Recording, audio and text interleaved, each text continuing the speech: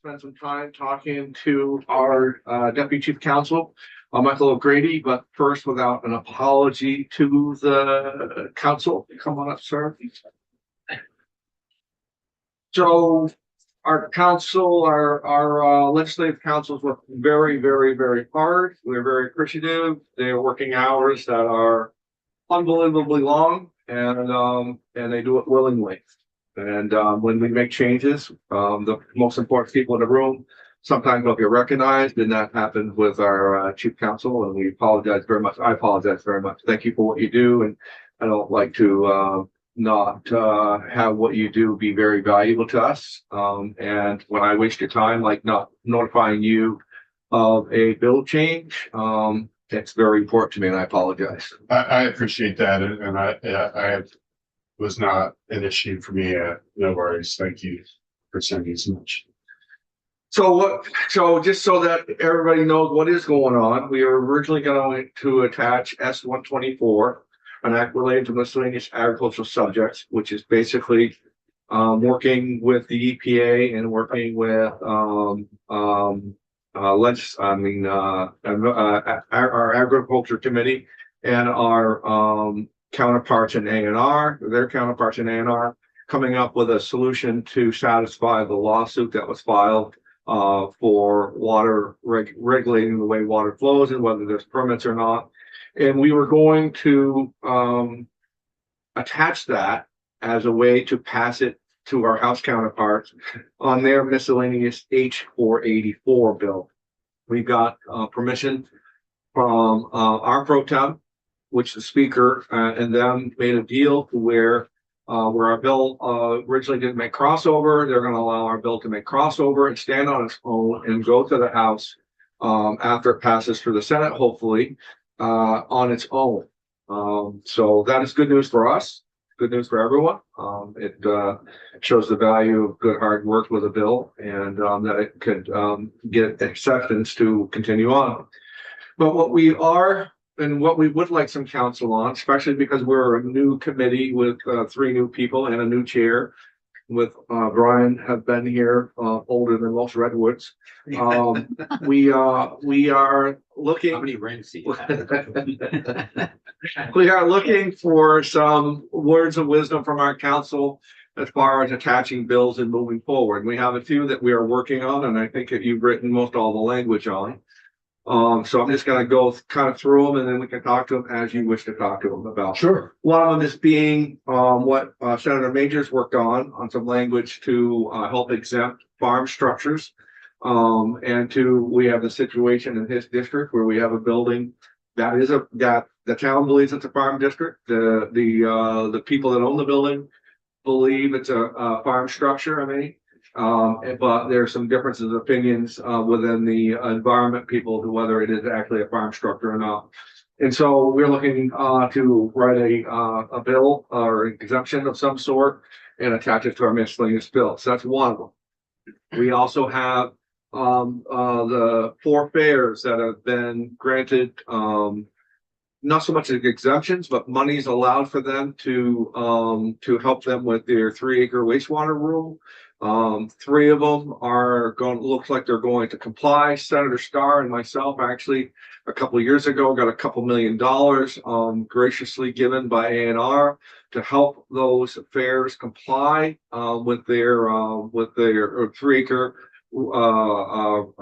impervious surface rule. And plus previous monies before to help them with their design type work. So, but we have Rutland State Fair that is sitting there looking at millions and millions of dollars, no room to comply. And so we would like to talk about that, which I think you're aware, and maybe the public wasn't. The third thing was, and I was trying to find out what if there was a title to it, but we had some folks in here the other day talking about pesticides and containers and making sure that misused or old expired pesticides or pesticides that aren't going to be used are properly disposed of, where all the sides agree. The people that don't like pesticides, the people that do like pesticides, and the people that handle pesticides have agreed to come up with a way that they fund themselves and that those pesticides, containers and remnants of get disposed of properly. And I can't think of anything else at this time, and if I am, I apologize to anyone that has got another thought. Are those, Yeah, I can work, but I work backwards. you can do any way you want, the floor is yours, sir. Sure. So, I was forwarded language from the representatives of the solid waste management entities, the SWMMEs, who are the ones that implement municipal solid waste collection and other activities. And currently, the Agency of Agriculture is supposed to run a program where they pick up waste pesticides, and they're supposed to run that program with the monies that they collect from pesticide registration fees. The solid waste management entities have been uncomfortable or not happy with the collection that the agency has been doing, and specifically the costs that the SWMMEs incur while managing these pesticides and not being reimbursed for them. So what the language that I was forwarded would require registrants of pesticide products to pay an additional fee of $50 per product, which is deposited into a special fund. There's already a special fund, you don't actually need to create it, for the extended producer responsibility program for collection of pesticides until there is an EPR program that funds collection of obsolete or unwanted pesticides. And then they would have a study about how to basically have an EPR program for pesticides. And so it's definitely a Title VI program. It is related to the Agency of Agriculture's jurisdiction and also to the registration of pesticides, which is also very clearly an ag jurisdiction. So I think I don't think there'd be an issue with adding it to 484. Okay. So we just need, you're aware, you're aware, and so we'll just kind of wait for you to have that done then. Is that correct? Yeah. Okay. So then moving backward again to the fairs, I do have a question about how you would want to exempt Rutland. Do you want, because the language I had drafted it and sent out would have exempted all agricultural affairs from the 3 acre. And if that's what you want, then you have that language. Or if you just want to focus on Rutland, then I would do it a different way. So this is Title 10 stormwater, not wastewater, stormwater. And as we've heard from lots of folks, it's creating concern about being able to come into compliance with what the 3 acre rule says. So I asked Michael to send that, and I sent it all back to you on the committee, so you have it. It's already basically there.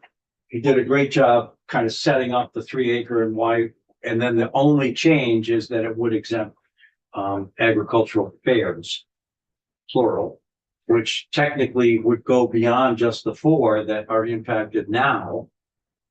So with that in mind, I did place a call to the Secretary of Natural Resources, who was out of state but willing to speak on the phone. So Secretary Moore and I had a nice conversation yesterday about this. She cannot, in good conscience, she shouldn't put it that way, she just can't fully support exemption for all agricultural fairs. The rationale there was, to some degree, it would increase pressure on coming into compliance with what the EPA wants us to do in terms of the TMDL. So, for instance, one solution could be businesses that are also impacted might face a 2 acre or more provision rather than the 3 acre. In other words, you're spreading the the mitigation costs to other people if you exempt the fair. It just kind of makes sense if you think about the way it has to go. So I said, okay, I understand that. And I understand that you probably would not support this amendment if we put it in the 484. But I think you'll agree that Rutland is in a unique situation because it's completely surrounded by private property owners. The only place on the fairgrounds for them to put a tank in or pump it away or a mitigation pool, whatever pond, is to take what is now the ride section and say to the people coming in with the rides, we can't use you this year, sorry, but we're still gonna have a fair. Oh, wow. And that isn't gonna work either. So she was very gracious on the phone and she said, yes, I understand Rutland's different from the Addison folks and Champlain Valley, et cetera, et cetera. So she's promised by tomorrow, because she's at some sort of conference in Plattsburgh, to come back with language that would at least attempt to make it a little easier for the Vermont State Fair to come into compliance. She mentioned, for instance, there's a impact fee charge. If you can't come into compliance, that might be able to be waived or adjusted somehow. You know, they're still going to have to do some work. They're still going to have to own part of this, but probably there would be a way to at least make it a little bit easier. So that's how we left it on the phone.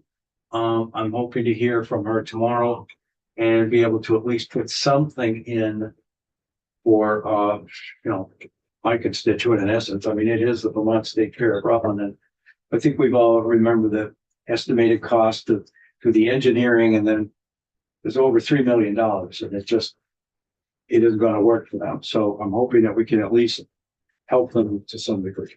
And just bring the committee up and to anybody who might be listening, there was 4 fairs, Rutland, Franklin, Rutland, Lemoyle, Addison, Lemoyle and Rutland, I think. Orleans, Or Orleans, yeah. Orleans, Yeah. and Rutland, Rutland Addison, Champlain Valley, and Orleans. and Orleans. And the 3 out of those 4, Rutland not included, have the plans, and it looks like they can implement it and have the funds graciously, to be fair, given by A&R, which was $2 million to help them comply. And I don't know where their engineering studies came from, which were up to $50,000, but all 4 of them were able to apply for grants of $50,000 to help them with their engineering. And that was before me, as far as where those dollars come from. So it would just seem fitting that if we could come up with some sort of exemption of some sort with Rutland. Well, I don't think we can use the word exemption. Well, I like that word. So I, as to whether to include it in 484, I think I need to see what the secretary proposes, because the agency did discuss having a waiver of impact fees in the House when House Environment was reviewing the stormwater bill. And it was late in the game. And it was close to crossover, and the House Environment Committee said we don't have time to deal with that proposal. But if it's for everyone, then it's probably more appropriate for the stormwater bill than for this. But if it's just focused on Rutland, then I think it could go, and the Rutland Fair, I think it could go. I think, council, that and what we spoke with in the past in this committee would be to just focus on Rutland. Okay. And I'll let the committee make any calls on that as well. Yeah, I don't think that the path forward is necessarily pleasant for the other 3 or something they're looking forward to doing, but they've got a path forward and they've figured out a way to do it. Again, all of them have adjacent fields or space where they can make necessary adjustments. Rutland just doesn't have it. So I'd like to say that I feel that this is not our state agency willing to work with like our state fairs. With every rule, there's always an exception in there somewhere. And we surely could find it, definitely for Rutland, that has no space to do it. And if they use it all underground, the costs are astronomical, and it doesn't It just doesn't work for them. For a fair that runs once a week or once a year, to hold them liable for stormwater runoff, that during that 1 week is the most impact it will have on our environment. It just shows me how unwilling the agency is. Again, oh, if we make an exception for them, then it opens the floodgates, which it does not. We as senators can say, we do exempt Rutland.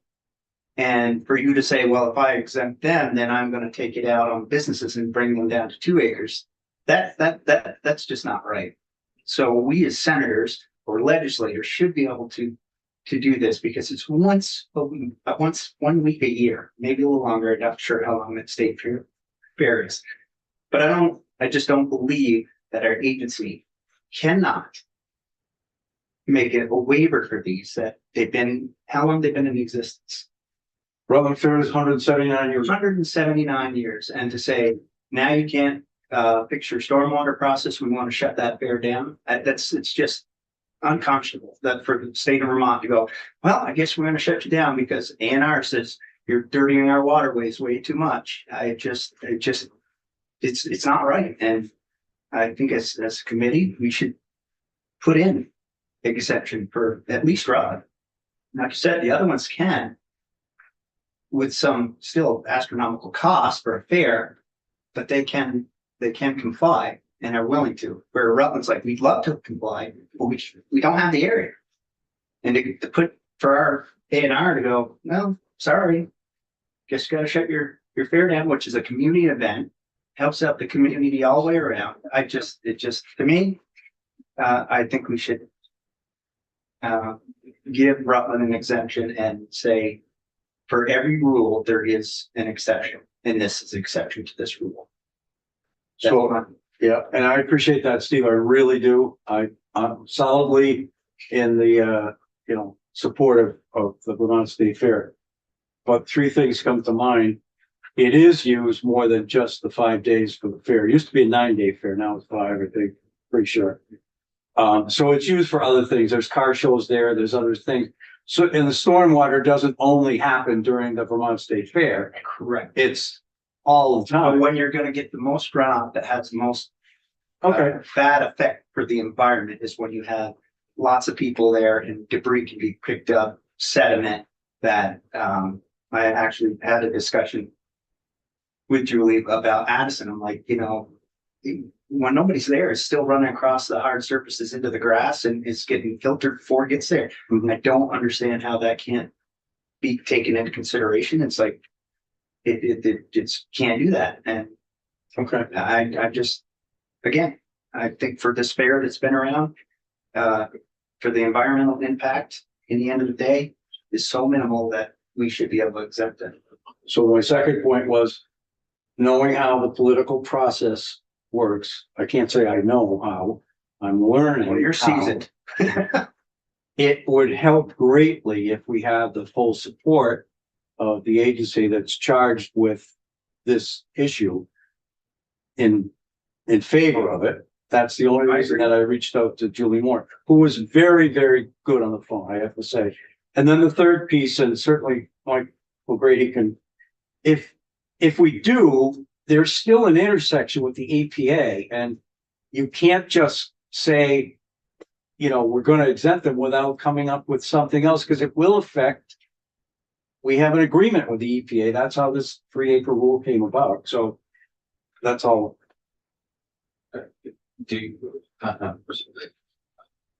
The agreement with the EPA, can that be modified?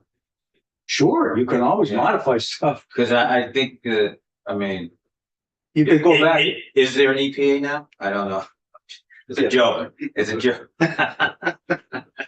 And Michael knows well better than I, but there was a time when they said, Vermont, you have to come up with a plan through rulemaking of your own to fix this problem Yeah. with the phosphorus going to the lake. We said, okay, they came up with the 3-acre rule. That's how it was initiated. And they went back and they said, okay, we bless it. Go ahead and implement it. If you go back and change it, again, you risk not having the EPA's, and at some point they're going to come in and do it on their own. So Like, So this TMDL that the Lake Champlain's operating under is EPA's TMDL, because the original TMDL EPA objected to and denied because it wasn't meeting the standards of the Clean Water Act. So EPA has control of the TMDL, which is the goal. And the goal is made up of a calculation of the load from both point sources and non-point sources, and how much those two loads need to be reduced in order to bring the lake back into conformity with the state water quality standards.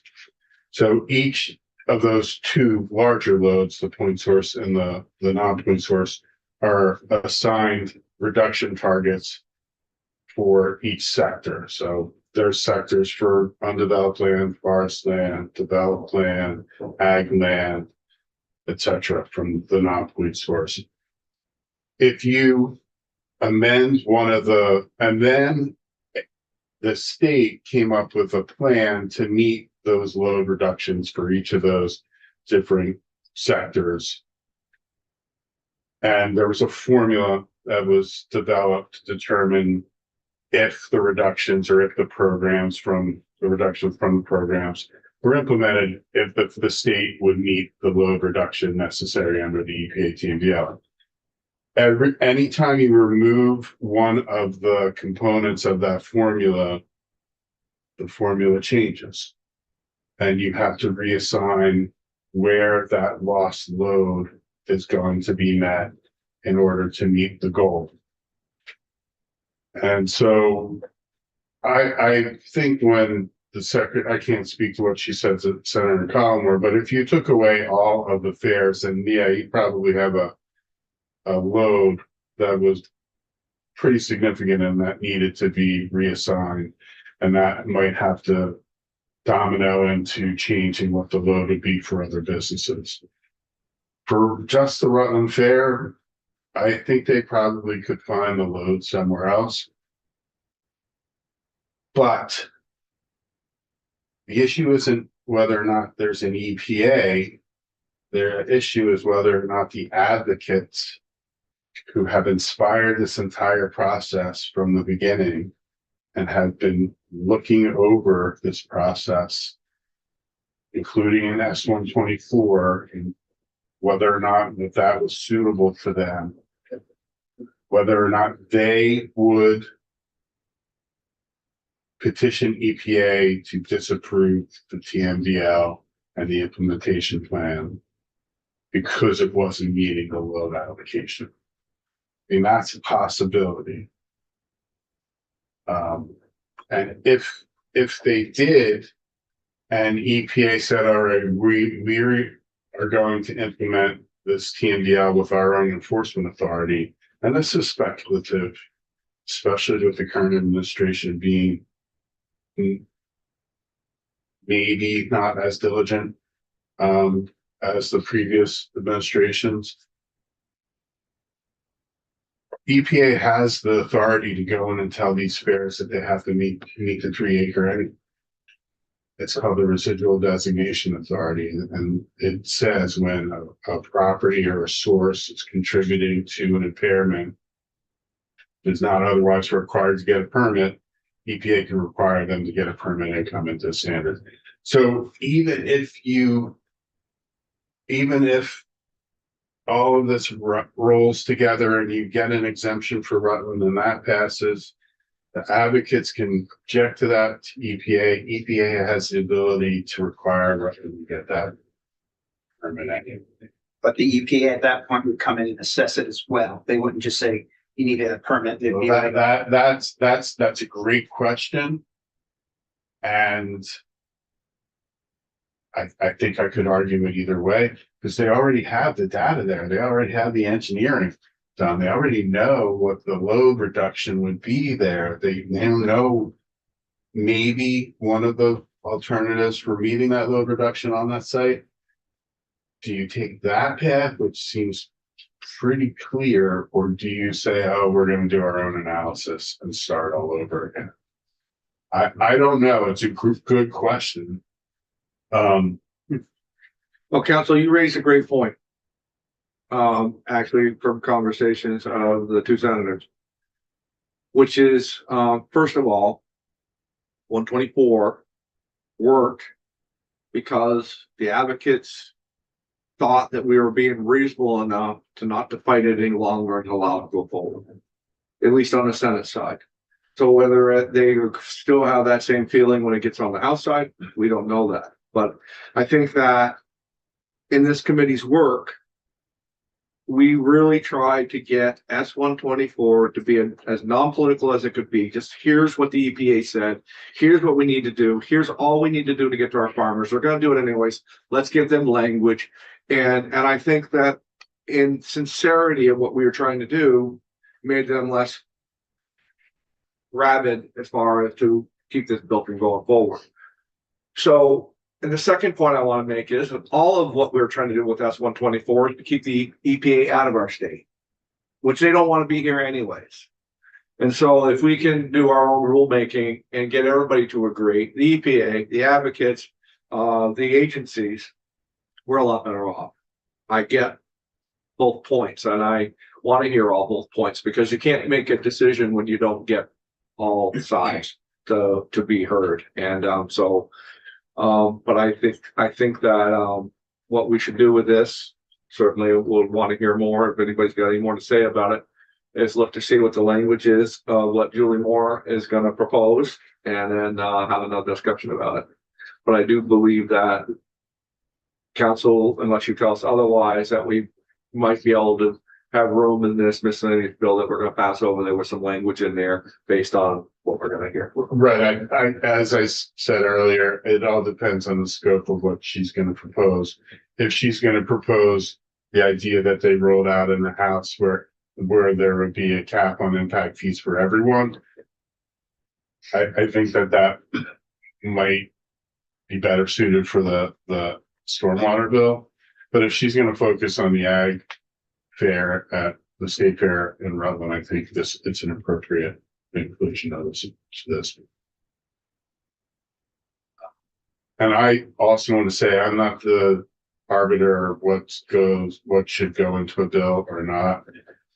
Ultimately, the Senate Secretary, if someone objects, is the one that rules on germaneness. But, right, but you've been around maybe as long as Senator Collmore, and we seek your wisdom. And it's always worth a conversation with the Senate Secretary. Any more on that, gentlemen?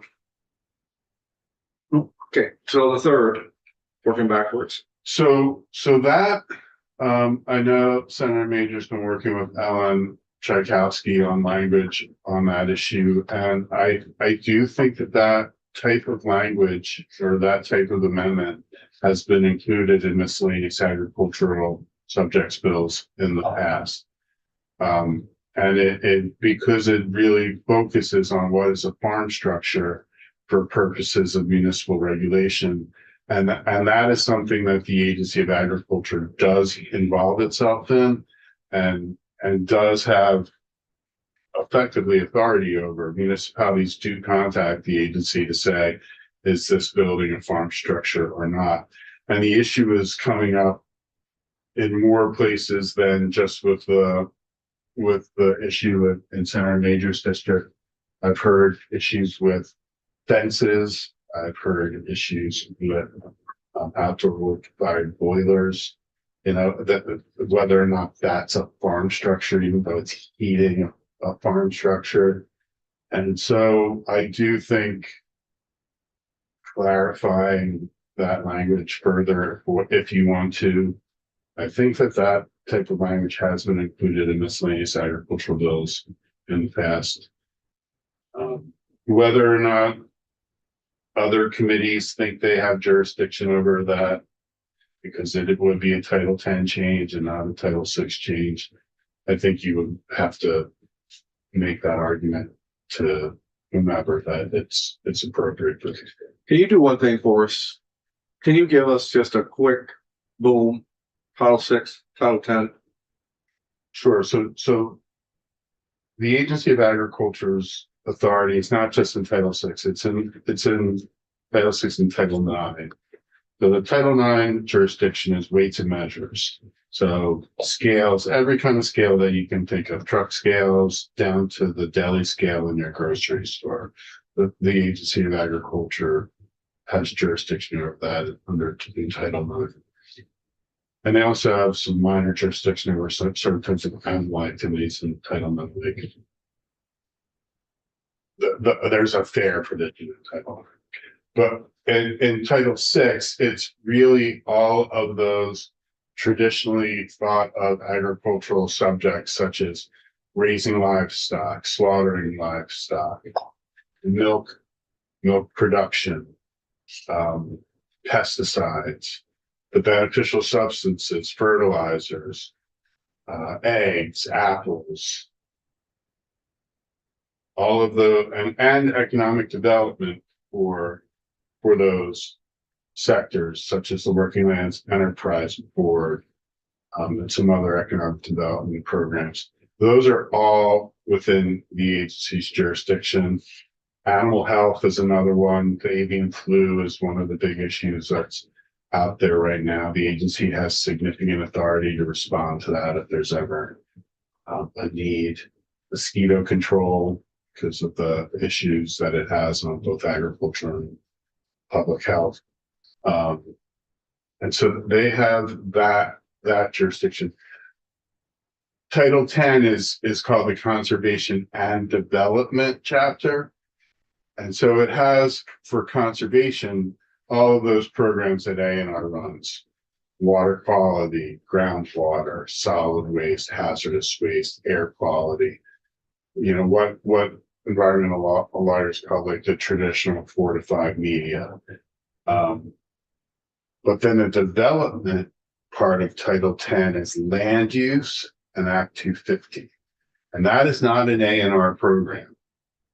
The Title 10, 6001, that's Act 250, and land use under Act 250, that's the Land Use Review Board, or whatever the acronym for LURB is.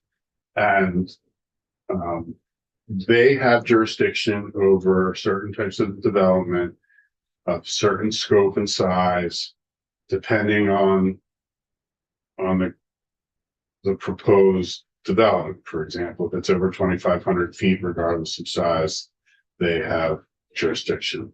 If it's in a town with zoning, then it's a development, which is generally construction of improvements or structures. On 10 acres or more, they have jurisdiction over that commercial development. So that's generally under your Senate rules been the Senate Natural Resources Committee's jurisdiction. But there's overlap in all of those between Title VI and Title IX. You know, ag water quality is probably the biggest overlap, but there's overlap in land use, there's overlap in solid waste, there's overlap in land application of biosolids.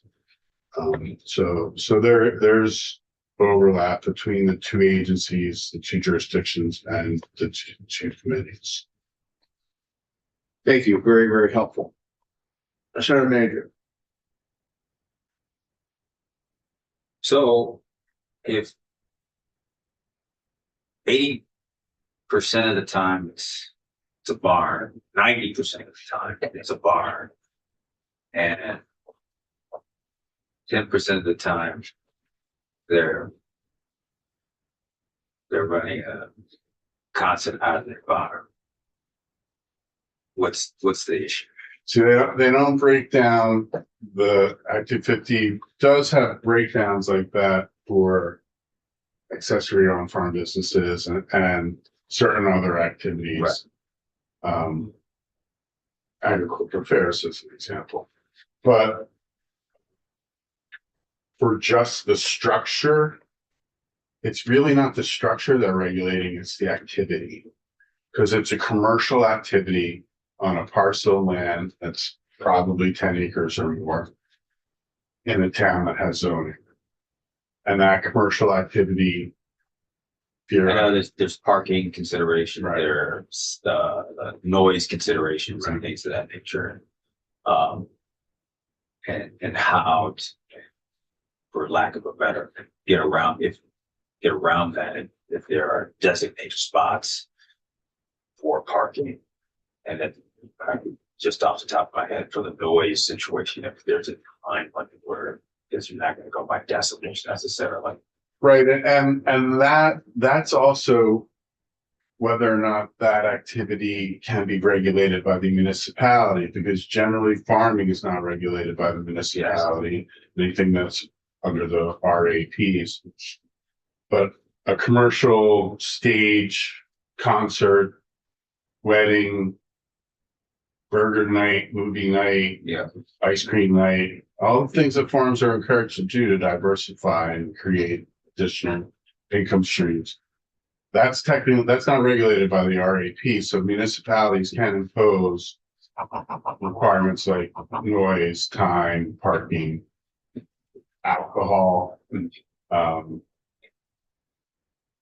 But the municipality is fine, correct? Yeah, that's correct. So, I mean, in this particular, this particular instance, I guess the other thing, as an agriculture committee, what we would like to do if a farm can make a little bit more money on a temporary basis to have some events, I think it's incumbent upon us to try to see if we can do that. Sure, and so if the municipality's okay, they're not considering it a regulated, an exempt structure, or they are considering it a farm structure.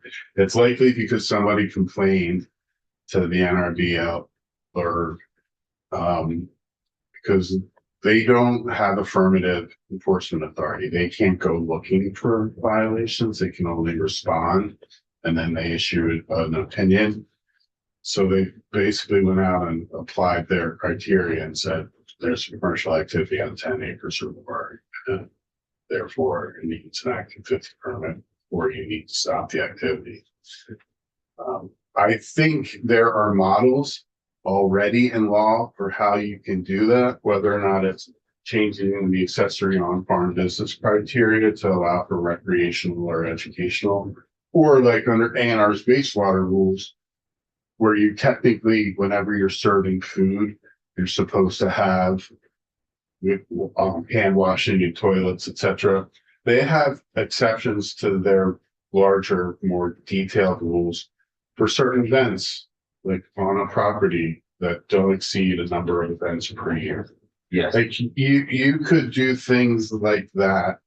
I do think it is something that this committee and these types of bills and miscellaneous bills have included in the past.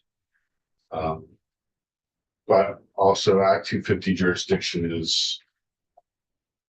it's a magnet. It just attracts multiple interested persons who are usually pretty emotional about it.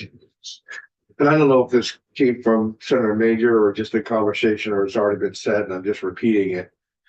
But if we could do something and maybe, or not even an option, but maybe if we could stretch some language in there that these events would be on a permit basis, applied for by the town, and okayed by the town. I know the town has a problem with the structure in itself because they've already called it a farm structure, but maybe as far as if they're going to have this events, they apply for the town, they get a permit, and then on they go. So For X amount of events. or even, or for each event. For each event, they know on the date, okay, well, next month we're gonna do this, apply for the permit. And knowing full well that the town is probably in compliance, in agreement with it. But anyways, just an idea, and Senator Major's leading the charge on that. I don't wanna get out ahead of what he's already done and talked about. Right. I think you have options. I think the chair's proposal, I think that's viable. you write into Act 250 an exemption when municipality has approved a recreational or educational event on a farm as an accessory on-farm business for up to a number of events or just on a case-by-case basis, I think. Why wouldn't that address concerns about traffic noise, like, et cetera? I think that's pretty viable. Because that allows the town to have jurisdiction at the state, which I think Well, is more important. Well, it also allows the town to control it even more. Not in a bad way, but if it gets out of hand, I mean, we used to have the bread and puppet thing up in Glover every year, and it just, at the end of the day, it got out of hand. Now, I'm the sorry, town, whoa, you gotta stop. The what? the bread and puppet, oh, yeah. I've never heard of that. Oh, no, world famous. He's All around the world, but. And everybody's looking at me like. You're sheltered. I'm You're sheltered. sheltered. You're sheltered. It was a surreal event. It was a real event. It was, but at the end of the day, it was the wisdom of the bread and puppet that said, we've gotten away from what we wanted to do here. And people have taken it, they have taken it in its own direction. And so we're going to stop it. But so if this event or any event starts to get out of hand, the town on a case by case basis will say, well, all right. Yeah, we agreed when you first started this, but now we got to get back to where you first started versus to what it's grown to. And so I hopefully that will work. Council, I know you got to go at 9:45. So do you want to see a draft with the pesticide language? Yep. Whatever Secretary Moore brings forward tomorrow, Yep. and then the accessory on farm business that Senator Major's been working with them. Yes, sir. Okay. I would like that, and I will let the community make any comments about it and if they want. So I said that, but yeah, it's good. So, Thank you. thank you. Thank I apologize again. Thank you.